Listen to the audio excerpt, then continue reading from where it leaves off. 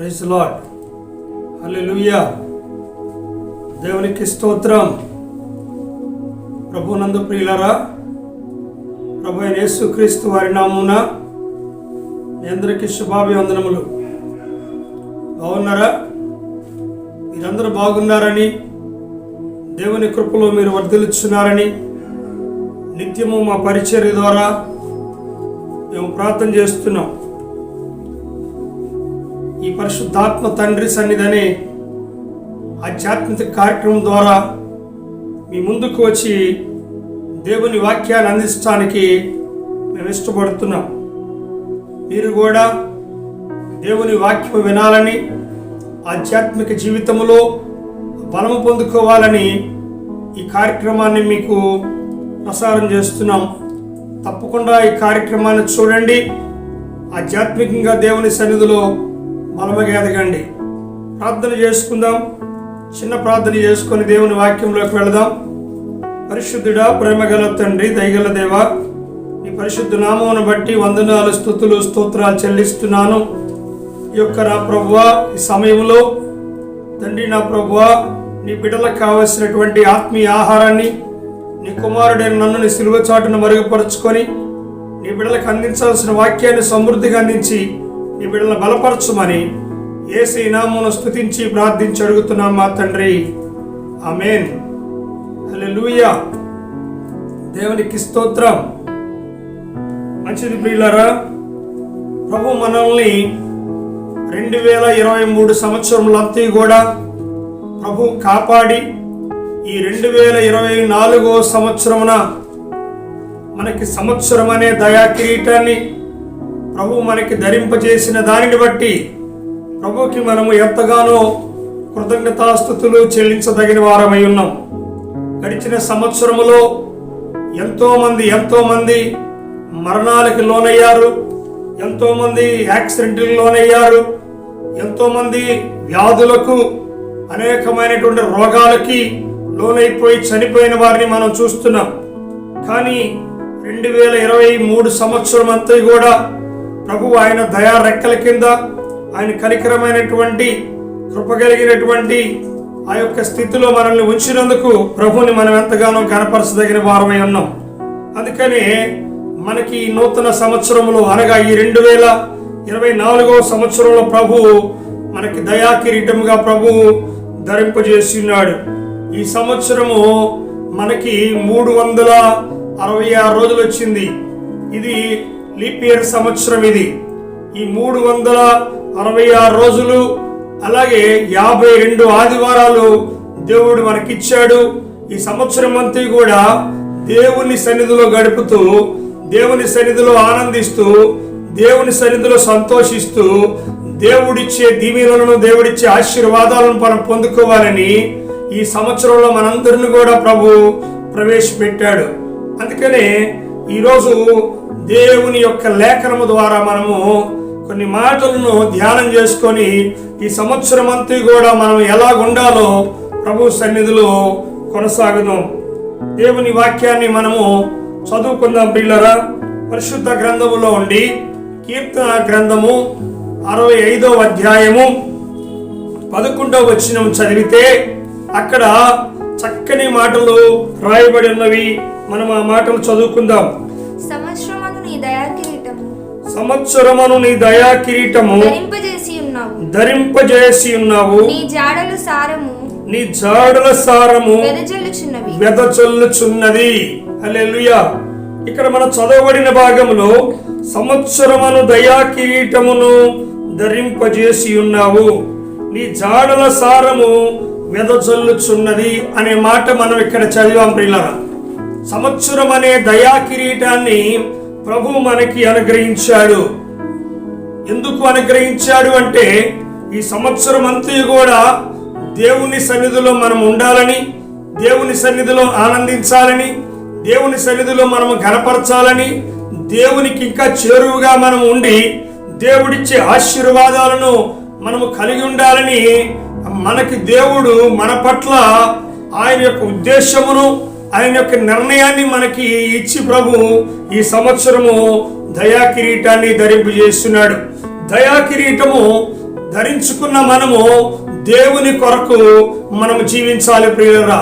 చాలా మంది అనుకునేది ఏంటంటే ఆ సంవత్సరాలు వస్తున్నాయి, సంవత్సరాలు వెళ్ళిపోతున్నాయి, కానీ ఇంకా మా జీవితములో కానీ మా బ్రతుకుల్లో కానీ మా పరిస్థితులు మారట్లేదు, మా స్థితిగతులు మారట్లేదు, మాకు శాంతి లేదు, మాకు సమాధానం లేదు, మాకు నెమ్మది లేదు, మాకు సరైనటువంటి స్థితిలో మేము ఎదగట్లేదని చాలా మంది కూడా చాలా విషయాల్లో సంవత్సరాలు గడుస్తున్నా కూడా మా పరిస్థితి మారలేదని చాలా మంది బాధపడుతున్నటువంటి విషయాలను మనం గమనిస్తున్నాం. మన యొక్క స్థితి మారాలి అంటే, మన గతి మారాలంటే, మన పరిస్థితులు మారాలి అంటే దేవుడు చెప్పినది మనం చేయాలి. దేవుడు చెప్పినది మనం చేస్తే మన జీవితాలకే ఆశీర్వాదము. దేవుడు చెప్పినది మనం చేస్తే మన జీవితాలకే మేలు. దేవుడు చెప్పినది చేస్తే మనకు నిరంతరమైన కృప మనకు తోడై ఉంటుంది. దేవుడు చెప్పినది చేస్తే దేవుడు నిరంతరం మనకు తోడుగా ఉండి ఆయన ఆజ్ఞల ప్రకారంగా, ఆయన చిత్త ప్రకారంగా మనం జీవిస్తే మనకి సంవత్సరం అంతా కూడా మన జీవితాల్లో ఎటువంటి శ్రమలు వచ్చినా కానీ, ఎటువంటి ఇబ్బందులు వచ్చినా కానీ, ఎటువంటి బాధలు వచ్చినా కానీ, ఎటువంటి బలహీనతలు వచ్చినా కానీ ఏది మనకు తెలియకుండానే మనం దాటిపోయే పరిస్థితి మనకు కనపడుతుంది. ఒకవేళ అనారోగ్యం వచ్చిందనుకోండి, అనారోగ్యం నుంచి స్వస్థత దేవుడిస్తాడు. హల్లెలూయా. అనారోగ్యమును దేవుడు స్వస్థిస్తాడు. అలాగే మనకి శ్రమలు వచ్చినాయనుకోండి, ఆ శ్రమల నుంచి ప్రభువు మీకు విడుదల ఇస్తాడు. అలాగే అనేకమైన శోధనలు వచ్చినాయి అనుకోండి, ఆ శోధనల నుంచి మీకు ప్రభువు జయమిస్తాడు. అనేకమైనటువంటి ఏదైనా కూడా మీ జీవితంలో గత సంవత్సరము కొనసాగినటువంటి పరిస్థితి ఏదంటే ఈ సంవత్సరంలో దేవుడు అన్నిటినీ మార్చివేయడానికి ప్రభు సిద్ధంగా ఉన్నాడు. కానీ అన్ని విషయాల్లో కూడా మనం మారటానికి సిద్ధంగా ఉండాలి. హల్లెలూయా. కానీ గడిచిన సంవత్సరాల్లో ఇన్ని పరిస్థితులు ఎదుర్కొన్నామంటే మనలో ఏదో దాగుంది, మనలో ఏదో విడిచిపెట్టినటువంటి పరిస్థితి ఉంది. దాని ద్వారా అనేకమైనటువంటి రీతులుగా మనము బాధలను అనుభవించాము, శ్రమలను అనుభవించాము, కష్టాలను ఎదుర్కొన్నాము, కన్నీరు గార్చాము. ఏంటి ఈ బ్రతుకు, ఏంటి కొత్త సంవత్సరం వచ్చినా కూడా ఈ సంవత్సరంలో 2023లో కూడా ఏది మా స్థితి మారలేదే, మా పరిస్థితులు మారలేదే, మాకు విడుదల కలగలేదే అని చాలా మంది కూడా కన్నీరు పెట్టే పరిస్థితి ఉంది. అందుకనే దేవుని వాక్యము సెలవిస్తుంది పిల్లారా. చూడండి పరిశుద్ధ గ్రంథములో మనకి యోబు గ్రంథము 36వ అధ్యాయము 10వ వచనము చదివితే, 10-11 వచనాలు చదివితే అక్కడ దేవుడు చక్కగా మాట్లాడుతున్నాడు. ఏమని మాట్లాడుతున్నాడో చూడండి. ఉపదేశము వినుటకై వారి చెవిని తెరవజేయును. ఉపదేశము వినుటకై వారి చెవిని తెరవజేయును. వారి చెవులను తెరవజేయును. పాపము విడిచి రండి అని ఆజ్ఞ ఇచ్చెను. వారు ఆలకించి ఆయనను సేవించిన ఎడల తమ దినములు క్షేమముగాను తమ సంవత్సరములు సుఖముగాను వెళ్ళబుచ్చెదరు. హల్లెలూయా. ఇక్కడ దేవుడు చెప్తున్నాడు, ఉపదేశము వినుటకై వారి చెవులు తెరవజేయును. ఉపదేశం అంటే దేవుని వాక్యము. దేవుని వాక్యము ఎవరైతే వింటారో, ఎవరైతే వారు చెవులు తెరుచుకొని ఆ సందేశాన్ని వారి హృదయంలోకి తెచ్చుకుంటారో వాళ్ళు వారికి ఉన్నటువంటి ప్రతి పరిస్థితిని కూడా, వారి అంతరంగంలో ఉన్నటువంటి ఆ ప్రతి పరిస్థితిని కూడా, అనగా మానవ జీవితంలో దేవునికి మానవుడికి ఒకటి దూరపరిచేది ఏంటంటే పాపము. పాపము ద్వారా మానవుడు దేవుడిచ్చే ఆశీర్వాదాలు పొందుకోలేడు. పాపము ద్వారా దేవుడిచ్చే మహిమను పొందుకోలేడు. పాపము ద్వారా దేవుడిచ్చేటువంటి ఆ కృపను పొందుకోలేక గడిచిన సంవత్సరం అంతా కూడా ఎంతో వేదన, ఎంతో దుఃఖమైనటువంటి దినాలు గడిపారు. కానీ ఈరోజు ప్రభు మనకిస్తున్నటువంటి మాటలు ఏంటంటే, ఆయన ఉపదేశమును వినడానికి ఏం చేయాలంటే నీ చెవులను తెరవాలి. నువ్వు ఆయన మాటలు నీ హృదయమును లక్ష్య పెట్టుకోవాలి. దాని ప్రకారం నువ్వు జీవించాలి. అలాగే జీవిస్తే దేవుని యొక్క ఆశీర్వాదం నీ మీదకి వస్తుంది. అక్కడ దేవుడు మాట్లాడుతున్నాడు, చెవులు తెరవాలి, వారి పాపమును విడిచి రండి అని ఆజ్ఞ ఇచ్చాడు. దేవుడు నిన్ను దీవించడానికి ప్రభు పలుకుతున్న మాట ఏంటి తెలుసా? నీ పాపమును విడిచి రమ్మంటున్నాడు దేవుని దగ్గరికి. దేవుని దగ్గరికి రమ్మన్నాడు. ఎందుకు రమ్మన్నాడు నిన్ను? చూడండి, వారు ఆలకించి ఆయనను సేవించి నీడలా నీ పాపాన్ని విడిచి ఆయన దగ్గరకు వచ్చి ఆయనను నువ్వు సేవిస్తే దేవుడు అంటున్నాడు తమ దినములన్నీ క్షేమము. 360 రోజులు కూడా నువ్వు ఆయనను ఆరాధించినట్లయితే, ఆయనను గణపరిచినట్లయితే, ఆయన మాటకు లోబడినట్లయితే, నీ పాపాన్ని విడిచి ఆయన చెప్పిన మాటకు విధేయులై జీవించినట్లయితే నీ దినములన్నీ కూడా క్షేమంగా ఉంటాయి. ఒకవేళ సంవత్సరము మారినా కూడా నీ యొక్క స్థితిగతులను మార్చుకోకపోతే, నీ ప్రవర్తన మార్చుకోకపోతే, దేవుని మాటలను లక్ష్య పెట్టకపోతే, దేవుడిచ్చిన ఆజ్ఞలు నీ ఇష్టానుసారంగా నువ్వు జీవిస్తే అక్కడ దేవుడు మాట్లాడుతున్నాడు, నీకు ఎటువంటి ఆశీర్వాదాలు రావు. గడిచిన సంవత్సరం ఎలా గడిచిందో ఈ 2024 సంవత్సరం కూడా అలాగే గడుస్తుంది. ఎటువంటి మార్పు ఉండదు. నువ్వు ఎప్పుడైతే నువ్వు మారుతావో దేవుడు కూడా నీ పట్ల ఆయన ఒక ప్రణాళిక కలిగి ఉంటాడు. హల్లెలూయా. దేవుడు కూడా ఒక ప్రణాళిక కలిగి ఉంటాడు. అందుకని మొదటగా మనము మారాలి, మన జీవితాలు మారాలి, మన బ్రతుకులు మారాలి. మన బ్రతుకులు మారినప్పుడే ఆశీర్వాదం అనేది నీకు వస్తుంది. నీ పాపాన్ని ఎప్పుడైతే విడిచిపెడతావో ఆయన నిన్నప్పుడు కనికరిస్తానికి ఇష్టపడతాడు. హల్లెలూయా. ఒక తండ్రికి ఒక కుమారుడు ఉన్నాడు అనుకోండి. ఆ కుమారుడు ఇష్టానుసారంగా తిని, ఇష్టానుసారంగా తాగి, ఇష్టానుసారమైన జీవితాలతో, ఇష్టానుసారమైన బ్రతుకులతో బ్రతుకుతున్నటువంటి కుమారుడు ఆ కుటుంబంలో ఉన్నాడు అనుకోండి. ఇంకో కుమారుడు తమ్ముడు ఆ యొక్క తల్లిదండ్రులు చెప్పిన మాటకి లోబడి, తల్లిదండ్రులు చెప్పినటువంటి మాటకి విధేయుడై చక్కగా వారితో పాటు దేవాలయంకి వచ్చి ఆరాధించే కుమారుడు ఇంకొకరు ఉన్నాడు అనుకోండి. కానీ ఏ కుమారుడికి ఆ తల్లిదండ్రులు కావలసినన్ని ఇవ్వగలడు? ఏ తండ్రి ఏ తల్లి కూడా కావలసినన్ని కూడా కుమారుడికి కుమార్తెకి కానీ ఎవరికైనా కూడా కొనిపెట్టగలరు అంటే ఎవరైతే మాటలు వింటారో, ఎవరైతే తల్లిదండ్రుల మాటకి లోబడతారో వారికి ఏది కావాలని ఇవ్వడానికి ఇష్టపడతారు వాళ్ళు. అలాగే మన జీవితాల్లో కూడా ప్రభువు కూడా ఆయన మాట మనం వినాలి, ఆయన దగ్గరికి రావాలి. ఆయన అంటున్నాడు పాపమును విడిచిపెట్టి రండి అంటున్నారు. ఇశ్రాయేలు ప్రజలందరూ కూడా ఒక పక్కన దేవుడైన యెహోవాని ఆరాధిస్తూనే మరొక పక్కన పాపం చేసేవారిగా ఉన్నాడు. అందుకని పాపాన్ని విడిచిపెట్టాలి. పాపమును విడిచిపెడితేనే నీకు ఆశీర్వాదం. నువ్వు పాపాన్ని ఎంతకాలం నీ దగ్గర ఉంచుకొని ఎన్ని ఆదివారాల మందిరానికి వచ్చినా, ఎన్ని శుక్రవారాలు ఉపవాసం ఉండి ప్రార్థన చేసినా, ఎన్ని రకాలుగా నువ్వు మొక్కుబడులను చెల్లించినా, దేవునికి దశమ భాగాలు ఇచ్చినా, ఎన్ని రకాల కానుకలు ఇచ్చినా, నీ పాపం ఉన్నంత కాలము నీకు ఆశీర్వాదం అనేది రాదు. నీ పాపము లేకుండా చిన్న కానుక ఇచ్చినా నీ యొక్క జీవితానికి ఆశీర్వాదకరంగా ఉంటుంది. నువ్వు నీ యొక్క పాపాన్ని విడిచిపెట్టి దేవుని దగ్గరికి వచ్చి ప్రభువా నా స్థితి ఇది, అయ్యా నన్ను దీవించి ఆశీర్వదించి దేవుడు నిత్యముగా నిన్ను దీవిస్తాడు. సహోదరుడా, హల్లెలూయా. దేవుడు మాట్లాడుతున్నాడు, నీ పాపాన్ని విడిచిపెట్టాలి. దేవునికి చెప్పండి, పాపం అంటే అసహ్యం, పాపి అంటే దేవునికి ఇష్టం. హల్లెలూయా. పాపిని రక్షించడానికి దేవుడు ఈ లోకానికి వచ్చాడు. పాపాన్ని విసర్జించాలి. ప్రభు మాట్లాడేది అదే.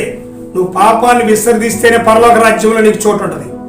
పాపాన్ని విసర్జిస్తేనే నీ కుటుంబం ఆశీర్వాదకరంగా ఉంటుంది 2024 సంవత్సరంలో. రెండవదిగా మాట్లాడుతున్నప్పుడు తమ సంవత్సరములు సుఖముగా వెళ్ళబుచ్చెదరు. ఈ సంవత్సరం అంతా కూడా సుఖ శాంతులతో మీ కుటుంబాలు ఉండాలి అంటే చెప్పండి, దేవుని మాటకు లోబడాలి. దేవుని సన్నిధిలో నువ్వేం చేయాలంటే సేవించి ఆయనను ఘనపరచాలి. ప్రభు అదే కోరుకుంటున్నాడు. ఆయన మాట విను. నువ్వు ఆయన మాట నువ్వు గడిచిన సంవత్సరంలో నువ్వు ఆయన మాట వెనకే అనేకమైన నష్టాలు నీ జీవితంలో చూసావు. ఈ రోజైనా ఈ సంవత్సరమైనా కానీ ఒక్కసారి ఆలోచన చెయ్యి. నేను చేసిన తప్పుల వల్లే కదా, నేను చేసిన పొరపాటుల వల్లే కదా, నేను చేసినటువంటి అవిధేయతల వల్లే కదా, నేను దేవునికి దూరముగా ఉండి జీవించడం వల్లే కదా ఎన్ని నేను అనుభవించాను.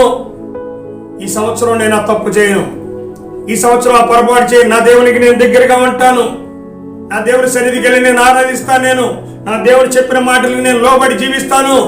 ప్రభువు నన్ను దీవిస్తాడు అనే ఒక మంచి ఉద్దేశంలో నిర్ణయం తీసుకో. ఈ సంవత్సరమే ఈ యొక్క రోజే నువ్వేం చేయాలంటే నీ మనస్సును మార్చుకొని, నీ బ్రతుకును మార్చుకొని దేవునికి నీ హృదయాన్ని, నీ బ్రతుకును అర్పించు. దేవుడు ఈ సంవత్సరం నిశ్చయముగా, ఈ 2024 సంవత్సరము నిశ్చయముగా దీవిస్తాడు. నీ స్థితి అంతా మారిపోద్ది. అంతే, నీ కథ అంతా మారిపోద్ది, నీ పరిస్థితులన్నీ మారిపోతాయి. ఆయన ఒక్క నిమిషం చాలు నిన్ను ఆశీర్వదించాలంటే, ఒక్క నిమిషం చాలు నేను దీవించాలంటే, ఒక్క నిమిషం చాలు నీకు గొప్ప స్థితిని ఇవ్వాలంటే, ఇప్పుడు దాకా ఎందుకు ఇవ్వాలో తెలుసా? నీ యొక్క పరిస్థితి మొదటి నీ అంతరంగంలో ఉన్నటువంటి జీవితంలో పరిస్థితి మార్చుకోలేదు కాబట్టి ఆయన ఎన్నో మార్లు నీకు చెప్పాడు, ఎన్నో మార్లు దైవజనుడి ద్వారా మాట్లాడాడు, ఎన్నోసార్లు యూట్యూబ్ ద్వారా మాట్లాడాడు, ఎన్నోసార్లు టీవీ వాక్యం ద్వారా నీతో మాట్లాడాడు, ఎన్నోసార్లు సభల ద్వారా నీతో మాట్లాడాడు, ఎన్నోసార్లు సంఘాల్లో తన దైవజనులు నిలబెట్టుకుని మాట్లాడాడు. అయినా కూడా నువ్వు వినలేదు. గడిచిన సంవత్సరంలో నువ్వు వినలేదు కాబట్టి నీ జీవితంలో అన్ని వచ్చినాయి. కానీ ఈ సంవత్సరమైనా నీ చెవిని దేవుని వాక్యమునకు చేర్చుకో. హల్లెలూయా. దేవుడు అదే కోరుకున్నాడు. ఉపదేశం వినుటకై వారి చెవులు తెరవజేయును. ఉపదేశం వినటానికి నీ చెవులు తెరవాలి. హల్లెలూయా. పాపాన్ని విడిచిపెట్టి నన్ను ఎవరైతే ఉపదేశాన్ని వింటారో వారి హృదయంలో పాపం ఉంచుకోవడానికి ఇష్టపడరు. ఉపదేశాన్ని ఎవరైతే వింటారో వాళ్ళు పాపం ఉంచుకోవడానికి ఇష్టపడరు. దేవుడు చెప్పిన మాట ఇది తప్పు అంటే ఆ తప్పును తీసుకోవడానికి ప్రయత్నం చేస్తారు. ఇది అన్యాయం అంటే అన్యాయాన్ని తీసుకోవడానికి ప్రయత్నం చేస్తారు. ఇది మోసం అంటే అది మోసాన్ని తీసుకోవడానికి ప్రయత్నం చేస్తారు. ఇది నువ్వు చేయొద్దని మనతో మాట్లాడితే తీసివేయడానికి మనం చూడాలి. దేవుడు చెప్పేదంతా కూడా మన మంచి కోసమే. దేవుడు చెప్పినది మనం చేస్తే ఆయన చేసే కార్యము ఆయన చేస్తాడు. ఆయన చేసే కార్యాలు నీకు కావాలి. ఈ సంవత్సరం ఆయన దీవెన ఆశీర్వాదాలు నువ్వు పొందుకోవాలనుకున్నవి. ఈ సంవత్సరం ఒక చిన్న తీర్మానం తీసుకో. ప్రభువా, నా పాపాన్ని విడిచిపెడతానయ్యా, నీ ఆజ్ఞను నేను అనుసరిస్తానయ్యా. అయ్యా, నా హృదయములో నా అంతరంగంలో నీ వాక్యం ఉంచుకొని అయ్యా నాయన తండ్రి నీ సన్నిధికి వచ్చి నిన్ను సేవించి ఆరాధించి ప్రభు నాయన నా దినములన్నీ కూడా క్షేమంగా నేను అయ్యా తండ్రి ఉంచుకుంటానయ్యా. అయ్యా నాయన మా సంవత్సరం అంతా కూడా క్షేమంగా మేము ఉంచుకుంటామయ్యా. ఇంతవరకు తండ్రి అలా చేయకే మేము మా సంవత్సరాలు కానీ మా దినములు కానీ మేము ఎన్నో అనుభవించామయ్యా. ఈ సంవత్సరము మాకు అలాంటి స్థితి మాకొద్దయ్యా అని ప్రభు దగ్గర చిన్న ప్రార్థనలు చేసి ఆయన క్షమాపణను అడిగినట్లయితే తప్పకుండా ప్రభువు నిన్ను దీవిస్తాడు. సహోదరుడా, దీవిస్తాడు సహోదరి. ఈరోజు ఒక చిన్న తీర్మానం తీసుకో. నీ బ్రతుకును మార్చుకో. దేవుడి కొరకు సంవత్సరం అంతా జీవించు. దేవుడి ఆశీర్వాదాలు పొందుకో. అట్టి కృప ప్రభు మనందరికీ దయచేయునుగాక. ఆమేన్. చిన్న ప్రార్థన చేద్దాం. మహాపరిశుద్ధుడా, ప్రేమగల తండ్రి, నీ బిడ్డలకు అందించిన వాక్యాన్ని బట్టి వందనాలు. ఈ వాక్యం ఎంతమంది అయితే నీ బిడ్డలు వింటున్నారో వారి యొక్క స్థితి వారు తెలుసుకొని ప్రభువా, వారి పాపాన్ని విడిచి నీ సన్నిధానానికి వచ్చి ప్రభువా తండ్రి నీకు లోబడి జీవించే కృపను దయచేయండి అయ్యా. వారి దినములన్నీ కూడా క్షేమముగాను, వారి సంవత్సరములన్నీ కూడా సుఖముగాను ఉండే కృపను దయచేయండి తండ్రి. నీకు వందనాలు, స్తోత్రాలైనా. నీ ఉపదేశం వినేటువంటి చెవులను వారికి దయచేతండి. నీకు వందనాలు, స్తోత్రాలు. ఎంతమంది ఈ కార్యక్రమాన్ని వీక్షిస్తున్నారో ప్రతి బిడ్డను కూడా దీవించి ఆశీర్వదించమని, ఘనత మహిమ ప్రభావాలు పొందుకోమని నజరేయుడైన యేసు నామమున స్తుతించి ప్రార్థించి అడుగుతున్నాం మా తండ్రి. ఆమేన్. హల్లెలూయా. మీ అందరికీ వందనాలు. యూట్యూబ్ కార్యక్రమాన్ని మీరు చూడండి, లైక్ చేయండి, షేర్ చేయండి, అలాగే సబ్స్క్రైబ్ చేసుకోండి. అలాగే మీ ప్రార్థన అవసరాలు ఏమైనా ఉంటే మా ఫోన్ నెంబర్కి మీరు తెలియజేసినట్లయితే తప్పకుండా మీ గురించి మేము ప్రార్థన చేస్తాం. ప్రభు మిమ్మల్ని, మీ కుటుంబాలని దీవించునుగాక. ఈ 2024 సంవత్సరం అంతా కూడా మీ కుటుంబాలకి ఆశీర్వాదకరముగా ఉండునుగాక. ఆమేన్, ఆమేన్, ఆమేన్. Praise the Lord. వందనాలు.